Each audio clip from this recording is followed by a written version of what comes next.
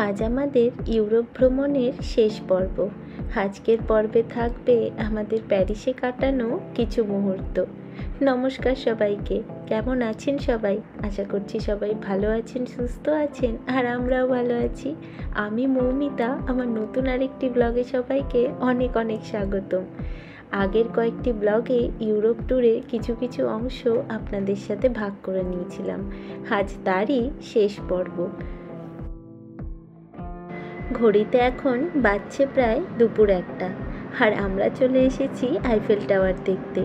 ছোটবেলা থেকেই এই ভালোবাসার শহর প্যারিসকে কাছ থেকে দেখার বড্ড ইচ্ছে ছিল। চলুন আজ আপনাদেরকে সঙ্গে নিয়ে দেখি ইঞ্জিনিয়ারিংয়ের সেই বিখ্যাত আবিষ্কার আইফেল টাওয়ারকে।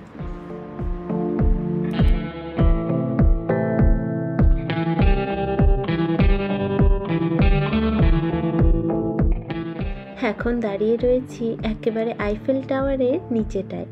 দেশ বিদেশ থেকে প্রচুর লোক এসেছে, লাইনও হয়েছে প্রচুর। তবে আইফেল টাওয়ারের সামনে দাঁড়িয়ে ঘাড় উঁচু করে দেখতে হচ্ছে চূড়াকে। কি বিশাল এই আবিষ্কার!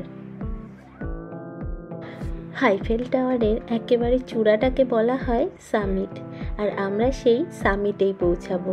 তবে লোকজনেদের এত ভিড় দেখে মনে হচ্ছে অনেকটাই সময় লাগবে সামিটে পৌঁছতে। আমরা সকলেই জানি আইফেল টাওয়ার প্যারিসের একটি বিখ্যাত ল্যান্ডমার্ক এবং এটি বিশ্বের সবথেকে পরিচিত স্থাপত্যগুলির মধ্যে একটি। এই গগনচুম্বী আইফেল টাওয়ার তার অনন্য লোহার কাঠামো এবং নকশার জন্য বিখ্যাত। এই স্থাপত্যটি যখন তৈরি হয়েছিল সেই সময় এটি ছিল বিশ্বের সবথেকে উচ্চতম ভবন। এই যে এখন আমরা সবাই লাইনে দাঁড়িয়ে রয়েছি আইফেল টাওয়ারের উপরে ওঠার টিকিট কাটার জন্য। অনেকটা বড় লাইন রয়েছে, সবাই বলছে প্রায় 2 ঘন্টা মতো সময় লেগে যাবে টিকিট কাউন্টারে শুধু পৌঁছতে। একটা ব্যাপার আমি এখানে এসে জানলাম যে আইফেল টাওয়ারের কালার কিন্তু কিছু বছর পর পর চেঞ্জ করা হয়। এই যে দেখুন, কোনো সালে কোন রং করা হয়েছিল তার একটা ডিসপ্লে এখানে করা রয়েছে। 1889 সালে এরকম মেরুন কালারের ছিল, তারপর হলুদ। এইভাবে দেখুন কোন বছরে কি কালার করা হয়েছে সেটা রয়েছে। শেষ কালার করা শুরু হয়েছে 2021 সালে। একটা অদ্ভুত ব্যাপার হলো এত বড় আইফেল টাওয়ারে কালার করা শেষ হতে হতে কয়েক বছর লেগে যায়, আর সেই রং করা শেষ হতে হতে নতুন করে আবার অন্যদিকে, মানে আইফেল টাওয়ারের অন্যদিকে রং করা স্টার্ট হয়ে যায়। এইভাবে সারা বছর ধরে আইফেল টাওয়ারে রং করার পর্ব চলতে থাকে। প্রায় অনেকক্ষণ লাইনে অপেক্ষা করার পর এবার পৌঁছেছি টিকিট কাউন্টারের সামনে। এবার আমাদের টিকিট কেটে আইফেল টাওয়ারে ওপরে ওঠার পালা। দাঁড়িয়ে রয়েছি আইফেল টাওয়ারের 2nd লেভেলে লিফটের অপেক্ষায়।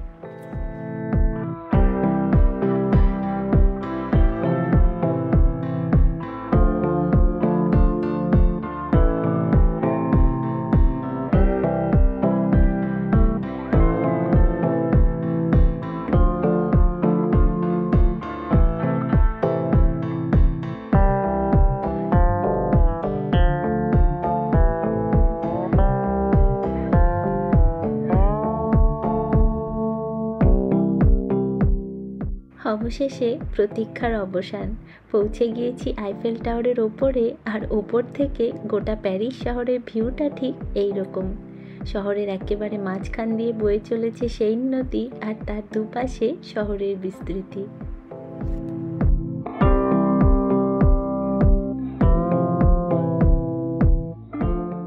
প্রায় সারাটা দিন আইফেল টাওয়ারে কাটিয়ে এবার পৌঁছালাম হোটেলে। আগামী 2 দিনের জন্য প্যারিসের এই নভোটেলই আমাদের ঠিকানা।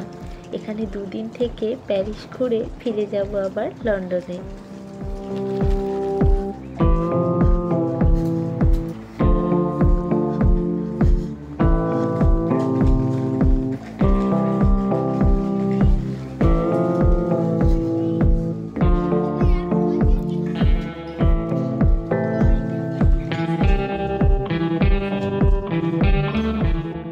আজ পরের দিন সকাল সকাল উঠে ব্রেকফাস্ট সেরে বেরিয়ে পড়েছি। এখন এসেছি প্যারিসের সেন নদীর ওপর বোট রাইড হয়, তো সেই বোট রাইড করতে। প্যারিসে যারাই বেড়াতে আসে তাদের বেশিরভাগ লোকই এই বোট রাইডটা করে থাকে। Concordia fue construido durante la Revolución Francesa con las piedras de la Bastille. মাঝখান দিয়ে নদী আর দুপাশে শহর। এই বোট রাইডের মাধ্যমে প্যারিস শহরকে ঘুরে দেখতে দারুণ লাগে। এই শহরের সাথে ইতিহাসের যে প্রচুর ঘটনা জড়িয়ে রয়েছে সেই সবই বর্ণনা করতে করতে এই বোট আমাদের এগিয়ে নিয়ে চলেছে। প্যারিসের নাম শুনলেই চোখে ভেসে ওঠে Eiffel tower, Louvre museum, Notre Dame cathedral আর ঠিক মাঝখান দিয়ে বয়ে চলা এই রাজকীয় নদী সেইন।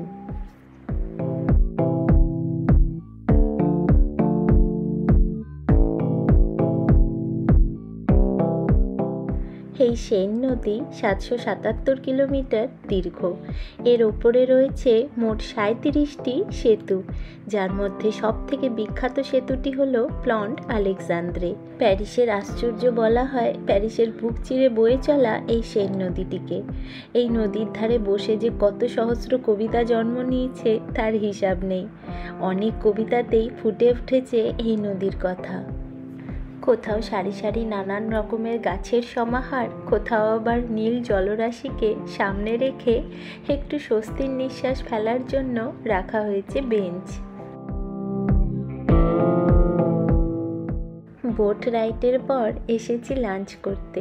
লাঞ্চের শেষে ওই যে দেখছেন নীল শার্ট আর সাদা রঙের কুর্তিতে যে কাপেল দাঁড়িয়ে রয়েছে, আজ তাদের 17 বছরের বিবাহবার্ষিকী। ওরা আমাদের ট্যুর গ্রুপেই রয়েছে। বহুদিনের ইচ্ছা ছিল ওদের যে এই স্পেশাল দিনটাতে আইফেল টাওয়ারের সামনে সময় কাটাবে, সেটা ওদের পূরণ হলো। এখন খাওয়া দাওয়ার পর একটু কেক কাটিং করে ওদের বিশেষ দিনটাকে আমরা সবাই সেলিব্রেট করছি। এই কয়েকদিনের ট্যুরে সবাই মিলে আমাদের বেশ একটা পরিবার হয়েছে। কেউ এসেছে নতুন বিয়ের পর হানিমুন করতে, আবার কেউ এসেছে নিজের বিশেষ দিনের উদযাপন করে দিনগুলোকে স্মৃতির পাতায় জুড়তে। আজকের দিনটা তো এভাবেই কেটে গেল। তারপর প্যারিসের কিছু সাইট সিন, সিটি ট্যুর আমরা করেছিলাম। ঠিক সেই সময় থেকেই ইভানের এসেছিল খুব জ্বর, তাই আর আমরা সেই সমস্ত ভালো করে ঘুরতেও পারিনি আর ভিডিও করতে পারিনি। তাও কোনো রকম ঘুরে সেদিনের মতন পৌঁছেছিলাম হোটেলে। তারপরের গোটা দিন আমাদের ডিজনিল্যান্ড ঘোরার প্ল্যান ছিল, কিন্তু ছেলেটার এত জ্বর আর অসুস্থতার জন্য আমাদের ডিজনিল্যান্ড আর যাওয়া হয়নি। এত দূরে এসেও দেখা হলো না ডিজনিল্যান্ড।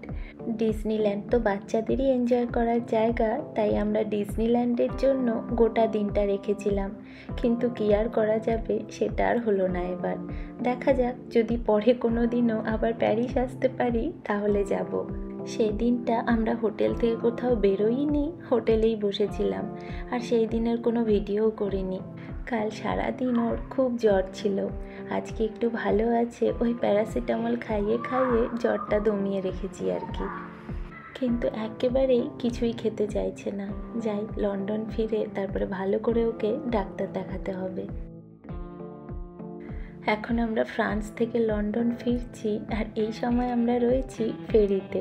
কে বলবে এই ছেলেকে দেখে কালকে একেবারে জ্বরে কাহিল হয়ে পড়েছিল, আর এখন একেবারে লাফালাফি শুরু করে দিয়েছে। গতকালকে ওর ওই কাহিল অবস্থা দেখে আমার এত মনটা খারাপ লাগছিল যে ক্যামেরাই আর অন করতে পারিনি, নইলে আপনাদের দেখাতাম। আজ আমাদের ঘরে পৌঁছতে পৌঁছতে রাত হয়ে যাবে। চলুন তাহলে আজকের এই ব্লগের মাধ্যমে শেষ হলো আমাদের ইউরোপ ভ্রমণ পর্ব। গত পর্বগুলো দেখে না থাকলে একটু দেখার অনুরোধ রাখলাম। ব্লগগুলো পোস্ট করতে আমার কিছুটা দেরি হয়ে যায়, তাই আপনাদের কাছে আমি ক্ষমা প্রার্থী। আজ তাহলে এতটুকুই থাক। সকলে সুস্থ থাকবেন, আনন্দে থাকবেন। দেখা হচ্ছে পরবর্তী ব্লগে।